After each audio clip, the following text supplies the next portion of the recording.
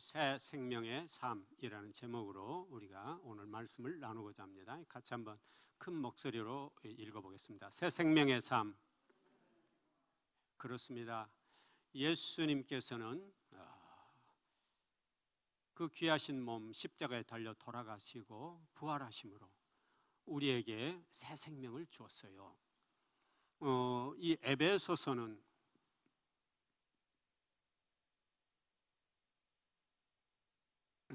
6장까지밖에 없지만 아주 귀한 생명의 말씀을 우리에게 주고 있어요. 그래서 에베소서는 읽으면 쉬운 듯 하면서도 또 어떤 것은 참 이해가 잘 안 되는, 그래서 굉장히 깊고 넓고 오묘한 그런 말씀이라고 볼 수밖에 없어요. 에베소서는 굉장히 넓어요. 이 에베소서는 교회론을 중심으로 해서 쓰여졌어요. 교회론이에요. 교회가 무엇입니까? 주님께서는 이렇게 외형적 건물로서의 교회를 말한다기보다는 누구요? 우리 성령님을 모신, 예수님을 모신 각 성도를 주로 말하고 있죠. 너희 몸은 너희가 하나님께로부터 받은 바 너희 가운데 계신 성령의 전인 줄을 알지 못하느냐? 너희는 너희 자신의 것이 아니라 값으로 산 것이 되었으니 그런즉 너희 몸으로 하나님께 영광을 돌리라. 아멘. 고린도전서 6장 19절 20절 말씀에 있는 것처럼 너희 몸은 너희가 하나님께로부터 받은 바 성전인 줄 알지 못하느냐 그랬어요. 성령의 전인 줄. 그래서 우리 몸이 우리 성령을 모신 몸이 교회지 않습니까? 교회죠.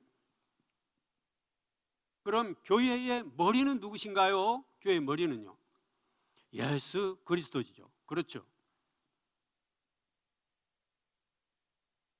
예수 그리스도이시고 그 다음에 우리는 예수 그리스도의 뭐가 되는 겁니까?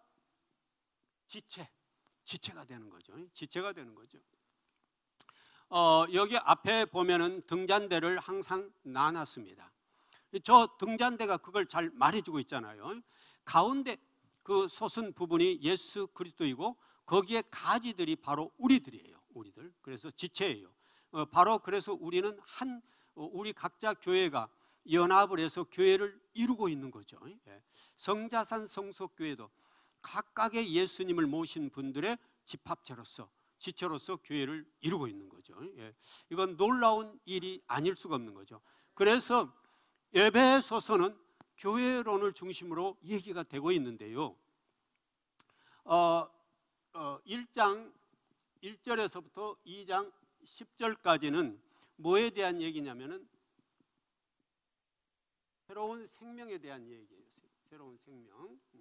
그 다음에 2장 11절부터 3장 21절까지는 새로운 사회.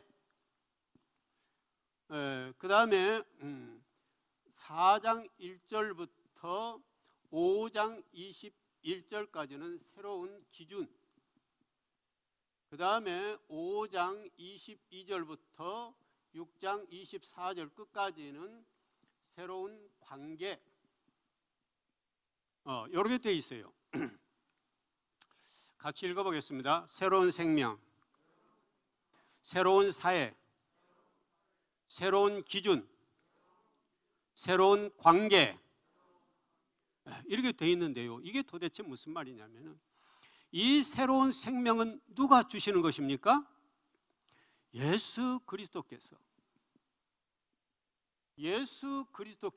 우리에게 새로운 생명을 주어서 옛사람은 이미 십자가에서 죽었죠.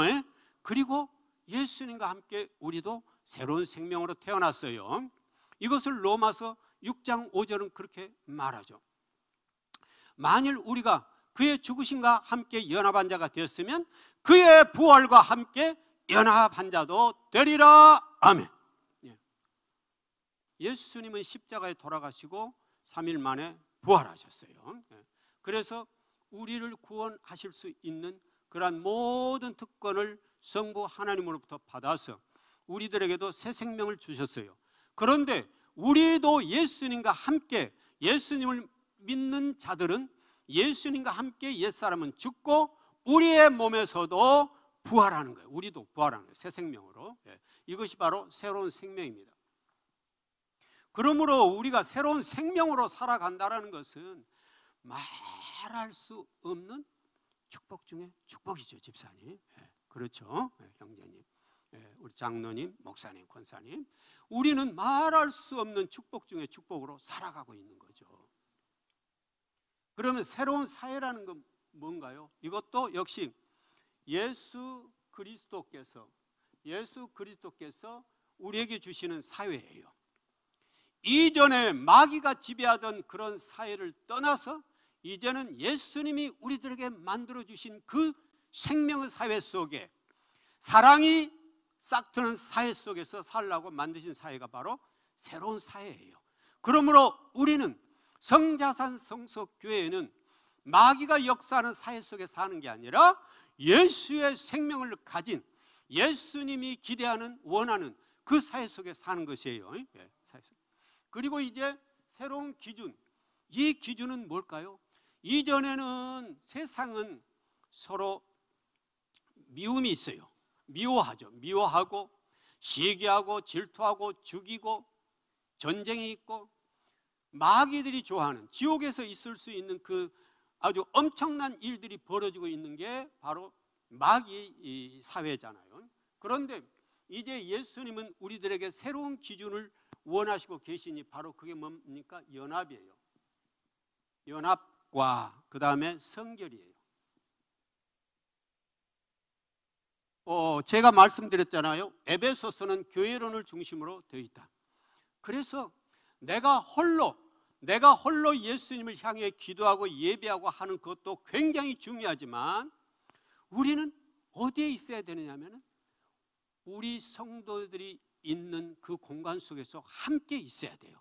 함께 있으면서 함께 기도하고 함께 사랑을 나누고 아픔을 함께 보듬고 어려운 일을 함께 처리하면서 하나님 기뻐하는 그 삶을 살아야 돼요.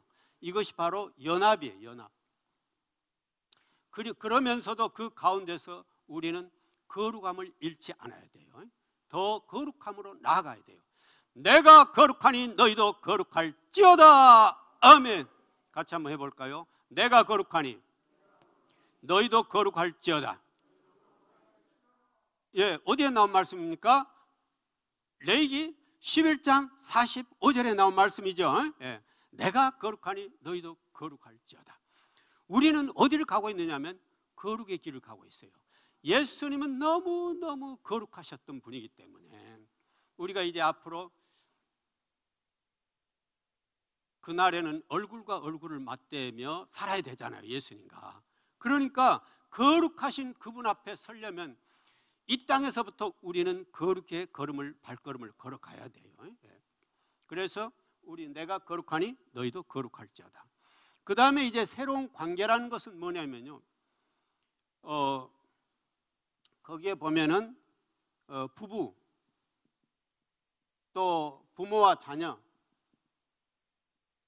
간의 관계, 또 종과 상정 간의 관계, 이런 것들이나 부부 간의 관계, 부모 자녀 간의 관계, 종과 상정 간의 관계.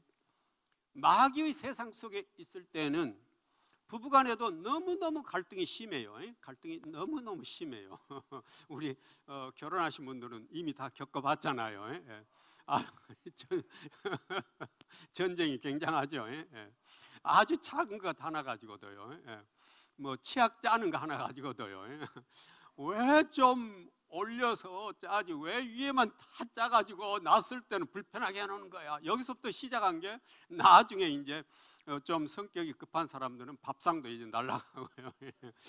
아주 그 간단하고 사소한 거, 그것 때문에 전쟁이 아주 심하죠. 그런데 이제 예수님은 우리가 에베소서에서 한 교회는 예수님의 성품으로 우리가 무장된 사람들이잖아요.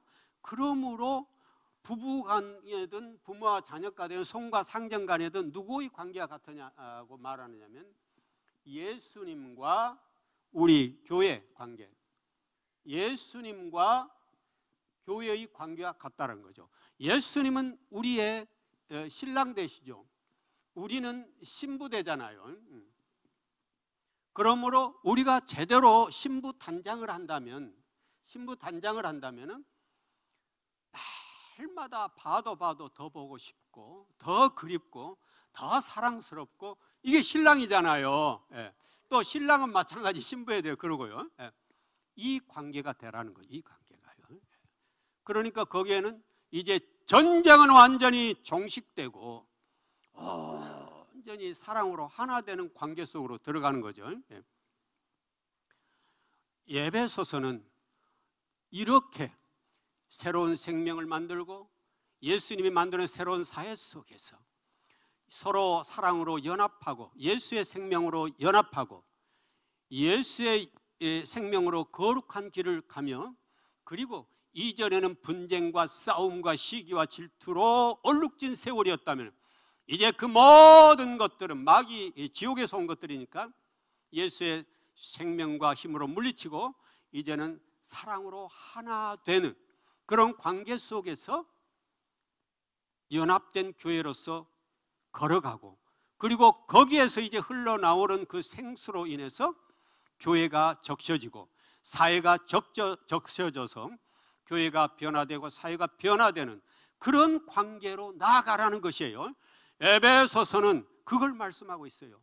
그런데 이것은 지금부터 시작되는 게 아니라 하나님이 이미 우리들에게 주신 생명의 말씀이요 약속이었지만 우리가 그동안 죄를 범하고 멀리 떠나왔었기 때문에 몰랐던 거죠.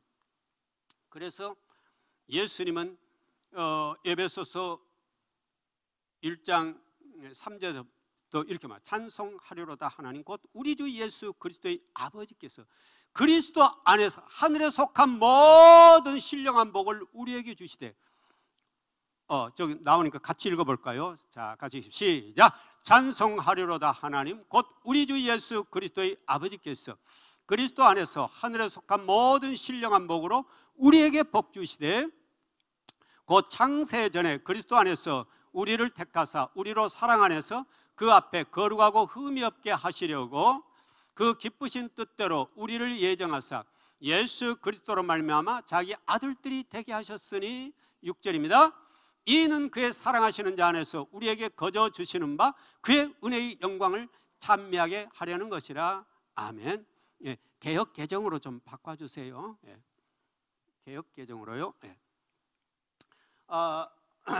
그래서 마지막에는 어느 단계까지 이르게 하려고 하냐면 하늘에 있는 것이나 땅에 있는 것이 그리스도 안에서 다 통일되게 하려 하심이라 그래 말이에요.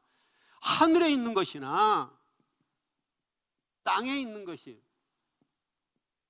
예수 그리스도로 말미암아 전부 다 통일되게 하려 하심이라. 여기 이 목표까지 주님은 끌어올리는 게 주님이 소망하고 있는 바예요. 10절 한번 띄워주시겠습니까? 1장 10절입니다. 에베소서 1장 10절입니다. 같이 읽습니다. 시작. 하늘에 있는 것이나 땅에 있는 것이 다 그리스도 안에서 통일되게 하려 하심이라. 아멘. 여기 단계까지 끌어올리려고 하시는 것이에요. 하늘에 있는 것과 땅에 있는 것이 그리스도 안에 통일된다는 말은 뭐냐면요, 이제 이건 바로 천국이에요. 천국이에요.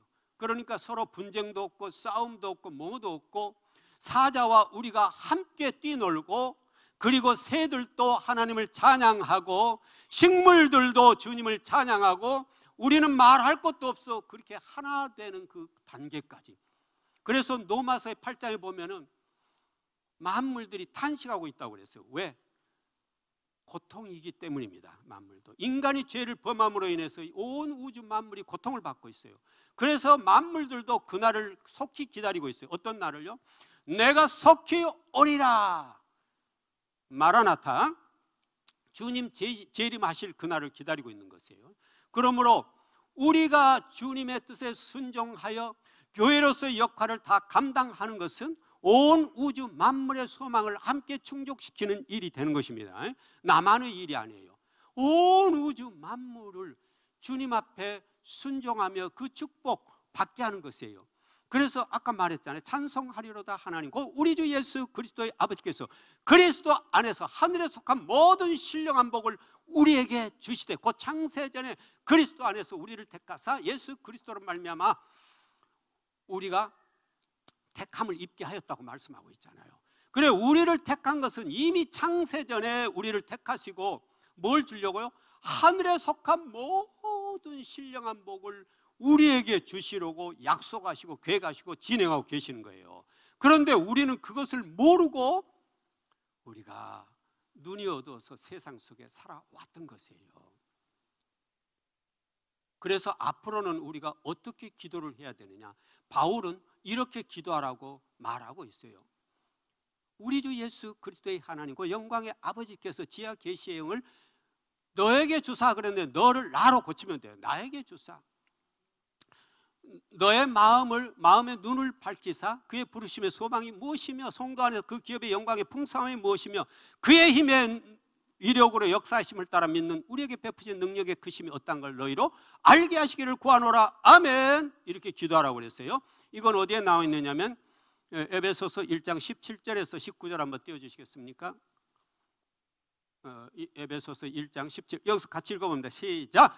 우리 주 예수 그리스도의 하나님 영광의 아버지께서 지혜와 계시의 영을 너희에게 주사 하나님을 알게 하시고 너희 마음의 눈을 밝히사 그의 부르심의 소망이 무엇이며 성도 안에서 그 기업의 영광의 풍성함이 무엇이며 그의 힘의 위력으로 역사하심을 따라 믿는 우리에게 베푸신 능력의 지극히 크심이 어떤 것을 너희로 알게 하시기를 구하노라. 아멘.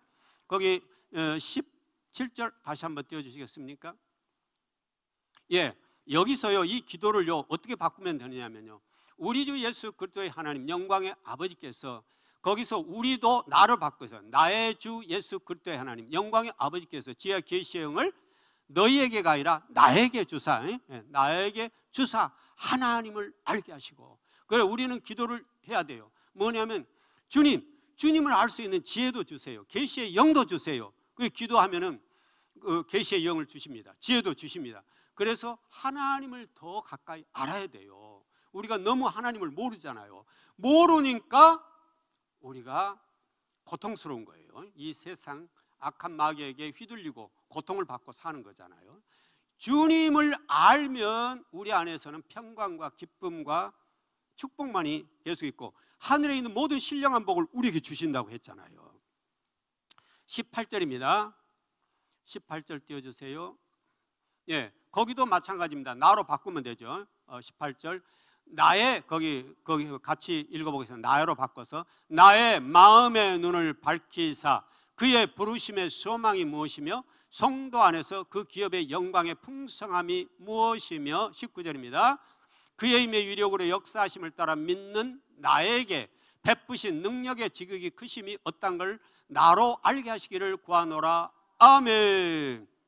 할 수만 있다면 에베소서 1장 17절 19절까지를 암송을 하면 참 좋아요. 그래서 그걸 계속해서 반복해 읽으시면서 내가 지혜와 계시의 영을 내게 주시고 나를 부르신 소망의 목적이 무엇이며 나에게 또는 우리에게 주시고자 하는 기업의 영광의 풍성함이 무엇입니까? 그리고 그의 힘의 위력으로 역사하심을 따라 믿는 우리에게 베푸신 능력의 지극히 크심이 어떤 것을 나로 그리고 우리로 알게 하여 주시옵소서. 그런데 특히 그 19절은 어디에 초점을 맞췄느냐면 부활에 초점을 맞추고 있어요. 바로 그 다음 절을 보면은 부활이 나와요. 부활은 우리에게 주신 너무너무 놀라운 축복이요 사랑이요 생명이에요. 그렇죠? 예. 생명이에요. 이 부활이라는 것은 생각해 보십시오. 우리가 죽었는데 주님 안에서 다시 살아나 영원히 천국에 살 수 있다라는 이 축복은 얼마나 큰 축복입니까? 얼마나 축복입니까? 지금은 우리가 몸이 아파 고통스럽죠. 몸이 아프면 또 돈이 없으면 고통스럽죠. 또 자녀들의 문제가 생기면 고통스럽잖아요. 또 인간관계 문제 생겨도 고통스럽잖아요. 그런데 그런 모든 것들로부터 다 해방되고 자유로워져서 우리가 주님 안에서 천국을 누릴 수 있는 바로 그 길이 뭡니까? 부활의 길이에요. 부활이죠. 그래서 주님은 요한계시록 20장에서 어느 부활에 우리에게 속하라고 합니까? 첫째 부활에 속하라고 말합니다. 첫째 부활에 속하라고. 또 내가 보니 예수를 증언함과 하나님의 말씀 때문에 목배임을 당한 자들의 영혼들과 또 그 짐승과 우상에 경배하지 아니하고 그들의 이마손에 그의 표를 받지 아니한 자들이 살아서 그리스도와 더불어 1000년 동안 왕노릇하리니 그 나머지 죽은 자도 그때까지 살지 못하더라. 이는 첫째 부활이라. 이 첫째 부활에 살아남은 자들은 복이 있고 거룩하도다 그랬어요. 복이 있고 거룩하도다. 그러니까 첫째 부활에 우리가 속해야 돼. 첫째 부활에 속해서 오직 주님 영광 안에 함께 들어가야 돼요. 그것이 바로 주님이 하늘에 이미 예정하신, 하늘에서 우리에게 속한 모든 신령한 복을 주시고자 하는 가장 큰 복이잖아요. 우리가 첫째 부활에 속하는 거예요. 요한계시록 20장 4절 5절 6절 보면 나와요. 거기에 바로 천년 왕국에서 우리는 그렇게 된 겁니다. 한번 띄워놨으니 같이 한번 읽어볼까요? 시작. 또 내가 보좌들을 보니 거기에 앉은 자들이 있어 심판하는 권세를 받았더라. 또 내가 보니 예수를 증언함과 하나님의 말씀 때문에 목배임을 당한 자들의 영혼들과 또 짐승과 그의 우상에게 경배하지 아니하고 그들의 이마손에 그의 표를 받지 아니한 자들이 살아서 그리스도와 더불어 1000년 동안 왕노릇하니 그 나머지 죽은 자들은 그 1000년이 차이까지 살지 못하더라. 이는 첫째 부활이라. 거기 6절입니다. 이 첫째 부활에 참여하는 자들은 복이 있고 거룩하도다. 둘째 사망이 그들을 다스리는 권세가 없고 도리어 그들이 하나님과 그리스도의 제사장이 되어 1000년 동안 그리스도와 더불어 왕노릇하리라. 아멘. 우리는 천년 왕국에 들어가야 돼요. 첫째 부활에 속해서 모두가 다 예수님과 함께 천년 왕국에 들어가야 돼요. 천년 왕국에. 지금 말세 기간이잖아요. 말세 때잖아요. 주님은 가까워 온다고 말씀하지 않고 가까워 왔다고 말씀하세요. 그래 우리가 꼭 주님 오시는 날 우리가 할렐루야 찬양하면서 주님과 더불어서 천년 왕국 속으로 들어가야 되는 것입니다. 오늘 그 얘기가 길어졌습니다만은 그러면은 에베소서 2장 1절에서 10절 그 말씀, 이것은 새로운 생명에 대한 얘기예요. 그런데 2장 1절에서 바로 말씀하시죠. 그는 허물과 죄로 죽었던 너희를 살리셨도다. 아멘. 우리 인간에게 있어서 가장 두려운 단어가 있다면 뭡니까? 죽음이지 않습니까, 집사님? 죽음이죠. 권사님, 죽음이죠. 장로님, 죽음이죠. 죽음을 영원히 해결할 수 있는 사람이 있다면 아마 그 사람 대단할 거예요. 그러나 어느 누구도 죽음을 해결할 수가 없어요. 오직 누구만이요?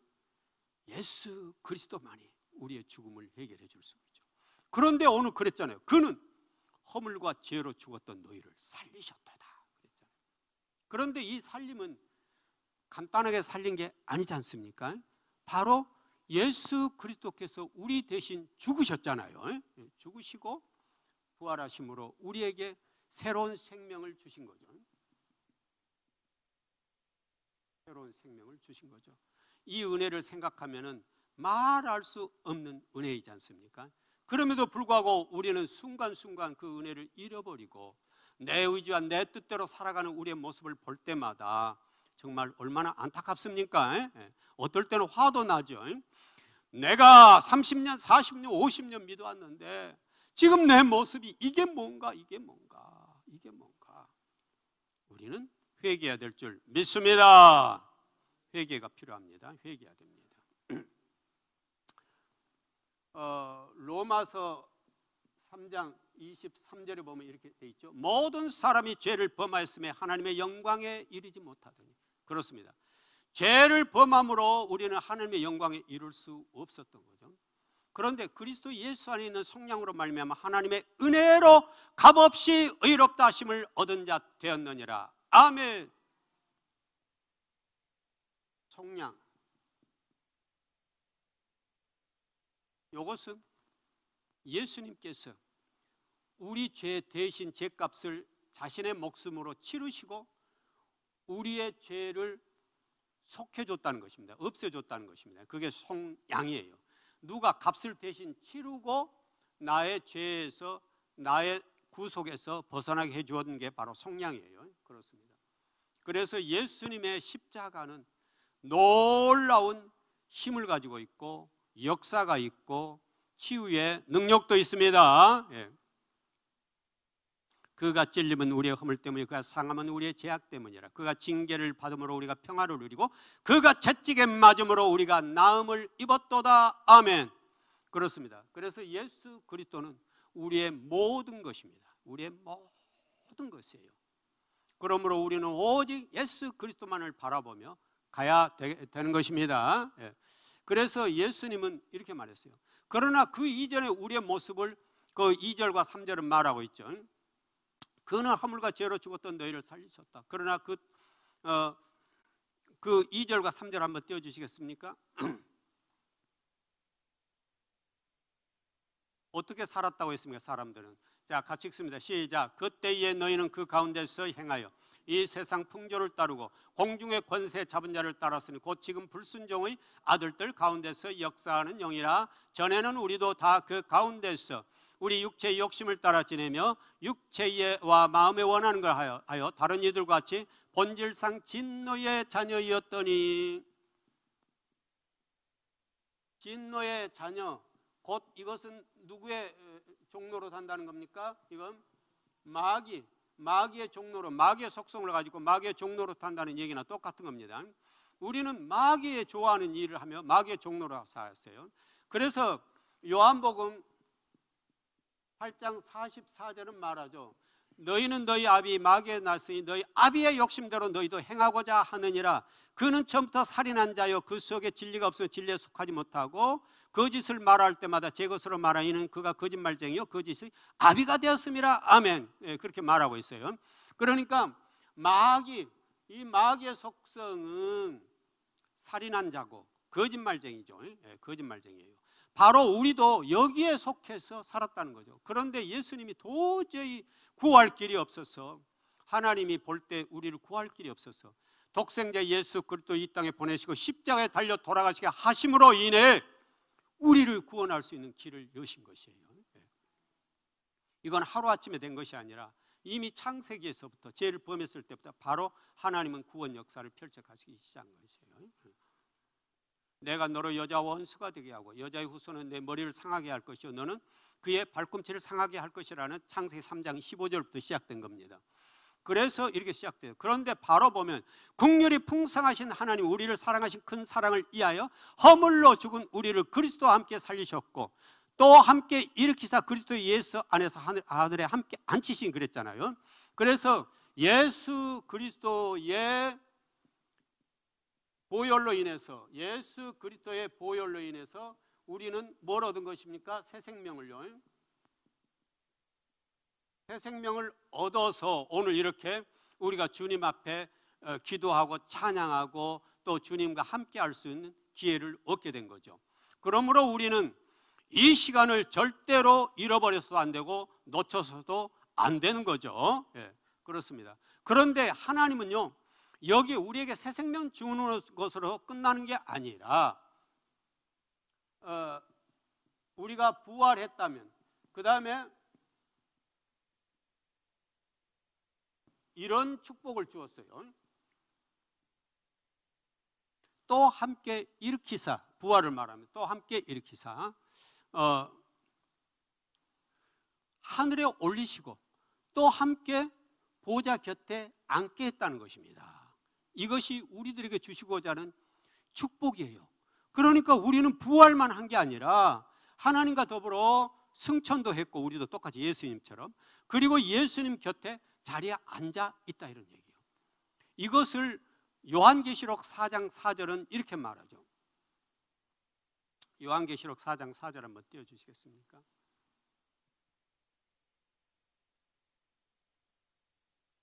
같이 읽습니다. 시작. 또 보좌에 들려 24 보좌들이 있고 그 보좌들 위에 24 장로들이 흰 옷을 입고 머리에 금관을 쓰고 앉았더라. 아멘. 저기에 보면 24장로들이 나오는데 그 24장로들이 바로 이 땅에 함께 예수님을 섬기고 믿었던 그 백성들이었죠. 그들이 이제 하늘로 올라가서 예수님 곁 보좌에 앉아서 그 축복을 누리고 있는 거죠. 그래서 바로 그 축복을 우리에게 주시겠다고 말씀하고 있는 거죠. 그래서 너희는 그 은혜에 의하여 믿음으로 말미암아 구원을 받았으니 이것은 너희에게서 난 것이 아니요 하나님의 선물이라 그랬죠. 그래서 거기 유명하잖아요. 이 8절 말씀은 8절은 암송하신 분들도 많이 있을 것이에요. 너희는 뭐라고요? 너희는 그 은혜에 의하여 믿음으로 말미암아 구원을 받았으니 이것은 너희에게서 난 것이 아니요 뭐라고요? 하나님의 선물이라. 아멘. 거기에 보면은 중요한 세 단어가 나오죠. 믿음, 구원, 은혜. 이 중요한 세 단어가 나오죠. 하나님이 우리에게는 말할 수 없는 선물을 은혜로 주셨지만 하나님이 우리에게 요구하는 것은 무겁고 힘든 게 아니라 무엇뿐이에요? 믿음뿐이에요. 믿음뿐. 너의 믿음만 보여라. 이것뿐이에요. 믿음만 보여라. 그런데 그 믿음 보이기도 쉽지가 않죠. 쉽지가 않아요. 히브리서에서는 말씀하죠. 믿음의 주여 또 온전케 하시는 예수를 바라보라. 그는 그 앞에 있는 기쁨을 위하여 십자가를 참으사 부끄러움을 개의치 아니하시더니 하나님 보좌 우편에 앉으셨느니라. 아멘. 오직 예수 그리스도만 바라볼 수 없겠니? 이렇게 말씀하심에도 불구하고 우리는 어느 순간에 보면은 나는 세상 바라보고 있는 시간이 하루 중에 훨씬 많지 않습니까? 우리가 회개해야 돼요. 회개해야 돼요. 회개를 하면 할수록 나의 몰랐던 죄들이 전부 드러나게 돼 있어요. 회개를 하면 할수록. 회개를 안 하면 내가 신앙생활 잘하는 줄 알게 돼요. 그런데 회개를 하면 할수록 우리는 우리가 얼마나 잘못되었는지를 알게 되는 것입니다. 그래서 우리는 믿음을 가지고 정말로 하나님께서 우리를 구원하시 주신 것에 대한 그 놀라운 은혜에 감사하면서 살아야 된다는 사실인 것입니다. 이는 행위에서 난 것이 아니니 누구든지 자랑하지 못하게 함이라. 우리는 그가 만드신 바라 그리스도 예수 안에서 선한 일을 위하여 지으심을 받은 자의 이 일은 하나님이 전에 예비하사 우리로 그 가운데서 행하게 하려 하심이라. 아멘. 나 자신은 하나님께서 만드셨다고 했어요. 그래서 제가 욥기에 대해서도 간단히 말씀한 적이 있죠. 욥에게 더 깊은 하나님의 세상, 하나님이 어느 분인지를 알게 하시기 위해서 창조하신 그 하나님에 대해서 말씀을 하시자. 내가 땅에 기초를 놓을 때 내가 어디 있었느냐? 내가 깨달아 알았거늘 말할지니라. 비에게 아비가 있느냐? 이슬 방울로 누가 낳았느냐? 욥기 38절의 말씀들을 하자 욥이 42절에 와서 딱 엎드려 회개하잖아요. 내가 죽게 되하여 귀로 듣기만 하였사옵더니 이제는 눈으로 주를 배움나이다. 그러므로 스스로 거두어드리고 댓글과 제 가운데서 내가 회개하나이다. 아멘 했잖아요. 창조주 하나님을 알면 할수록 우리는 얼마나 우리가 교만하고 불손하게 살아왔는가를 알 수가 있어요. 알 수가 있어요. 이제 우리는 모두가 다 그날에는 얼굴과 얼굴을 대할 거라고 그랬어요. 고린도전서 13장 12절에 보면은 그날에는 우리가 얼굴과 얼굴을 대하여 볼 것이라고요. 그 얼굴과 얼굴을 대하여 볼 때 또 거기서는 우리 모습이 싹 비춰져 알게 되잖아요. 그런데 지금 우리가 철저하게 회개하면 우리의 모든 죄 사해지니까요. 회개하고 오직 주님으로 생명을 입고 살아가는 우리의 삶이 되어야 될 줄 믿습니다.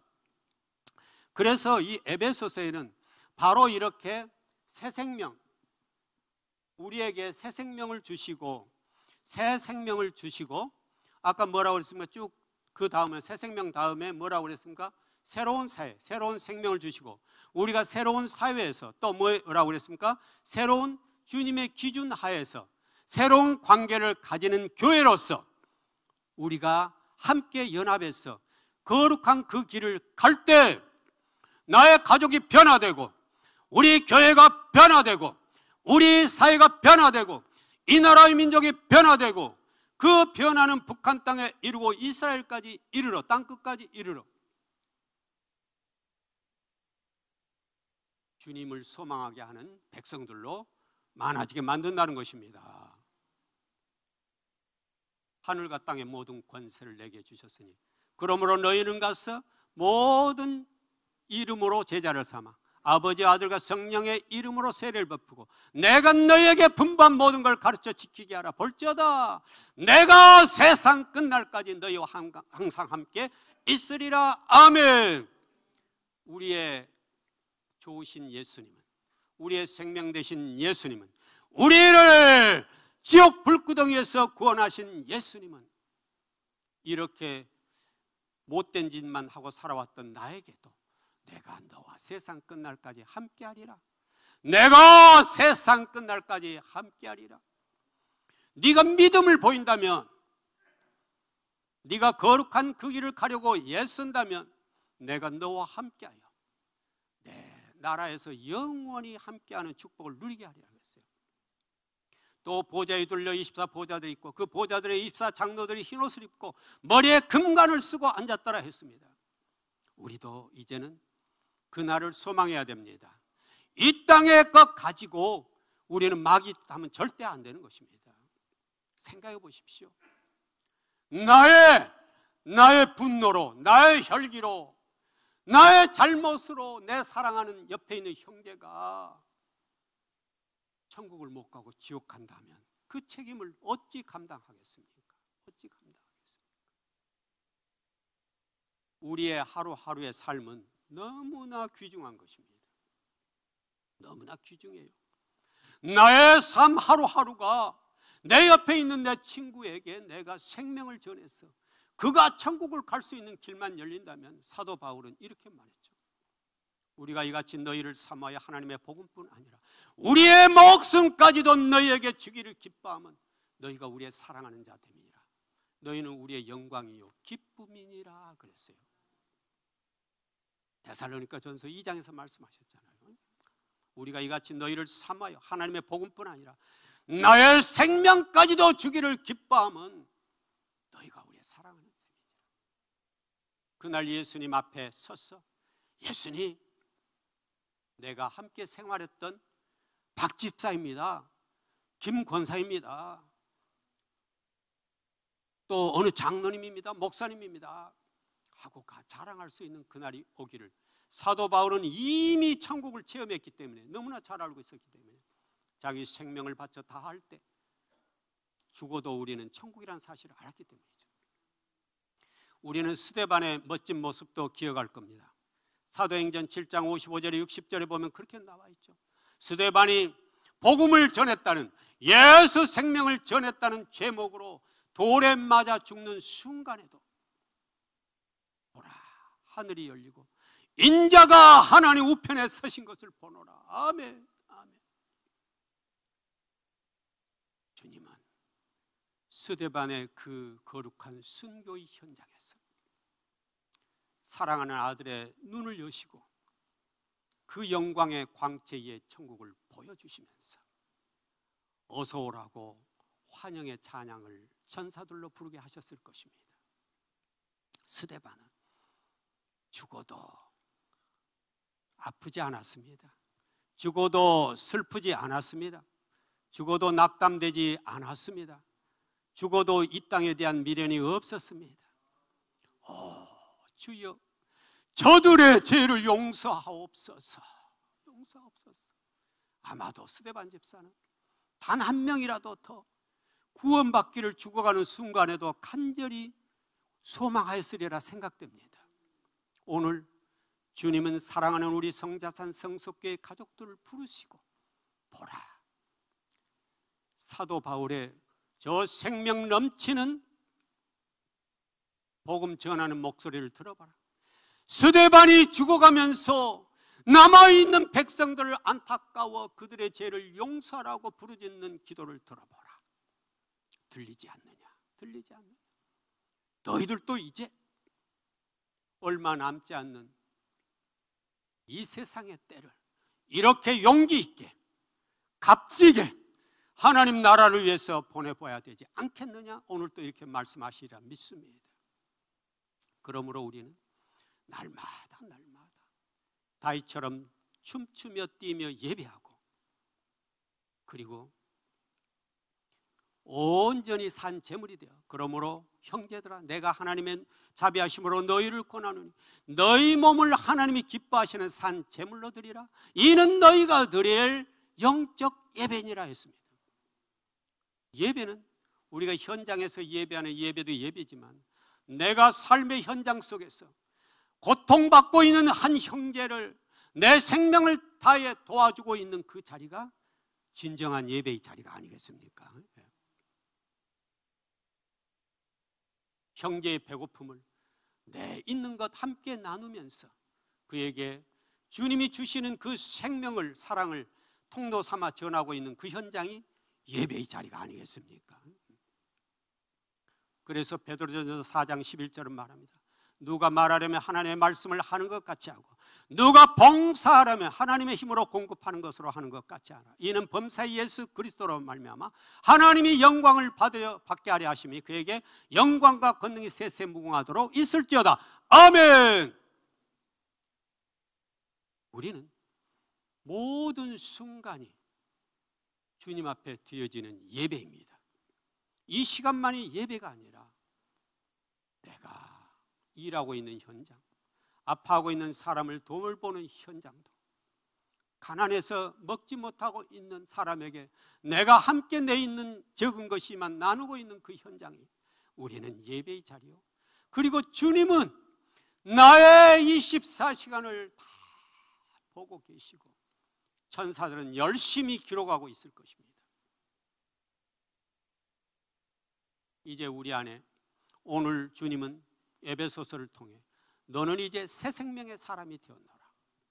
그리고 이제 너희들은 분쟁의 사회, 마귀의 사회에서 떠나 하나님이 원하는 연합과 성결과 거룩으로 가득 찬 그 사회 속에서 함께 사는 공동체의 교회가 되었노라. 그래서 서로가 나의 사랑으로 충만해져서 함께 위로하고 함께 보듬고 함께 천국을 소망하며 예수 그리스도로 즐거워하는 삶을 살라. 비록 무화과 나무가 무성하지 못하며 포도나무에 열매가 없으며 감람나무에 소출이 없으며 밭에 먹을 것이 없으며 우리의 양이 없으며 외양간에 소가 없을지라도 나는 여호와라 말미암아 즐거워하며 나의 구원의 하나님으로 말미암아 기뻐하리로다. 아멘. 아멘. 이제 우리는 환경을 탓해서는 안 됩니다. 오직 주님 한 분만으로 즐거워하고 감사하고 오늘도 견딜 수 없는 감격으로 주님을 찬양하며 내가 노래할 때 나를 통해 주님은 아픈 내 형제를 치유하시고 가난한 내 형제를 부욕케 하시고 지옥으로 달려가던 형제의 발걸음을 멈추게 하여 주님 오시는 그날 우리 다 함께 아멘 주 예수여 오시옵소서 할렐루야 찬양하며 맞이하는 그 시간이 되리라 믿습니다. 그런 날이 오기를 소망하며 오늘도 이 세상 어두운 곳에가 빛으로 예배하는 여러분 모두의 삶이 되시기를 주님의 이름으로 축원드립니다. 아멘. 기도하겠습니다.